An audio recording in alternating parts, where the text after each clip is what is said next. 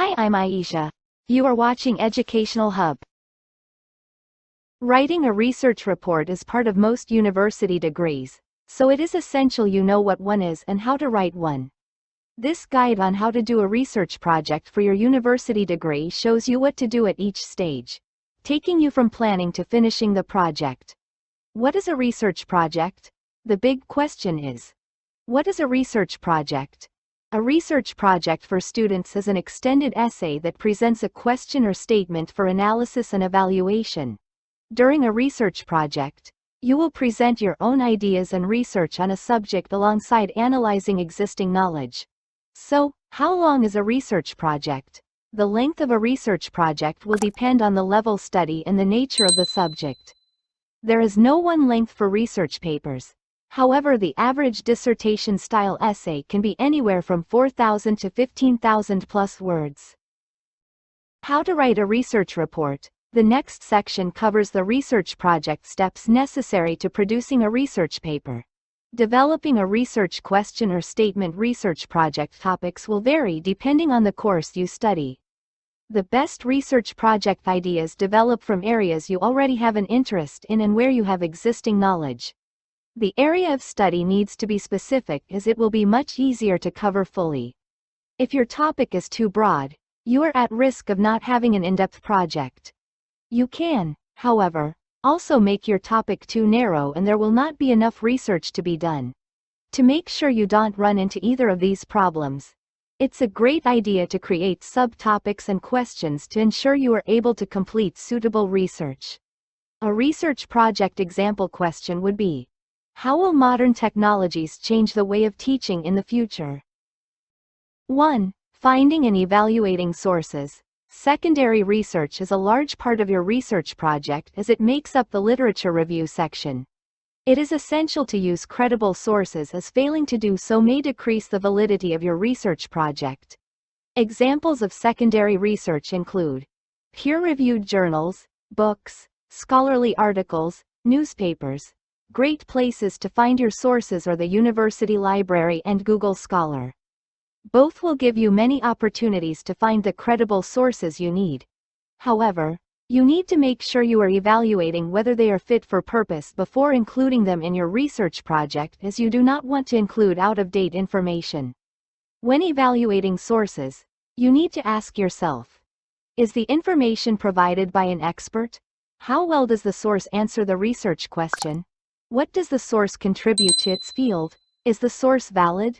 Does it contain bias and is the information up to date? It is important to ensure that you have a variety of sources in order to avoid bias. A successful research paper will present more than one point of view, and the best way to do this is to not rely too heavily on just one author or publication. 2. Conducting research. For a research project, you will need to conduct primary research. This is the original research you will gather to further develop your research project. The most common types of primary research are interviews and surveys, as these allow for many and varied results. Examples of primary research include interviews and surveys, focus groups, experiments, research diaries. If you are looking to study in the UK and have an interest in bettering your research skills, the University of Sheffield is a world top 100 research university which will provide great research opportunities and resources for your project. 3. Research report format. Now that you understand the basics of how to write a research project, you now need to look at what goes into each section. The research project format is just as important as the research itself. Without a clear structure, you will not be able to present your findings concisely. A research paper is made up of 7 sections: introduction, literature review, methodology, findings and results, discussion, conclusion, and references. You need to make sure you are including a list of correctly cited references to avoid accusations of plagiarism. Introduction. The introduction is where you will present your hypothesis and provide context for why you are doing the project. Here you will include relevant background information, present your research aims and explain why the research is important. Literature review. The literature review is where you will analyze and evaluate existing research within your subject area. This section is where your secondary research will be presented. A literature review is an integral part of your research project as it brings validity to your research aims.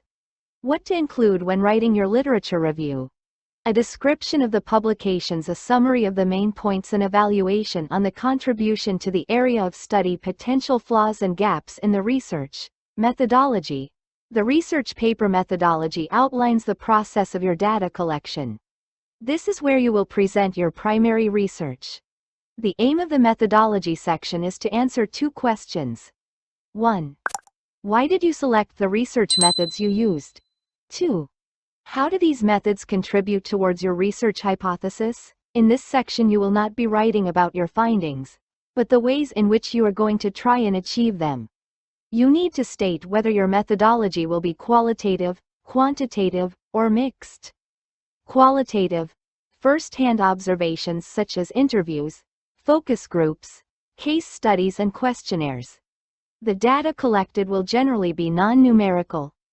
Quantitative: research that deals in numbers and logic. The data collected will focus on statistics and numerical patterns. Mixed: includes both quantitative and qualitative research. The methodology section should always be written in the past tense, even if you have already started your data collection. Findings and results. In this section you will present the findings and results of your primary research. Here you will give a concise and factual summary of your findings using tables and graphs where appropriate. Discussion. The discussion section is where you will talk about your findings in detail. Here you need to relate your results to your hypothesis, explaining what you found out and the significance of the research. It is a good idea to talk about any areas with disappointing or surprising results and address the limitations within the research project. This will balance your project and steer you away from bias. Some questions to consider when writing your discussion. 1. To what extent was the hypothesis supported? 2. Was your research method appropriate? 3. Was there unexpected data that affected your results? 4. To what extent was your research validated by other sources? Conclusion. The conclusion is where you will bring your research project to a close. In this section you will not only be restating your research aims and how you achieve them, but also discussing the wider significance of your research project. You will talk about the successes and failures of the project, and how you would approach further study. It is essential you do not bring any new ideas into your conclusion. This section is used only to summarize what you have already stated in the project. References. As a research project is your own ideas blended with information and research from existing knowledge, you must include a list of correctly cited references. Creating a list of references will allow the reader to easily evaluate the quality of your secondary research whilst also saving you from potential plagiarism accusations. Thank you for watching. Like, share and subscribe my channel for more informative videos.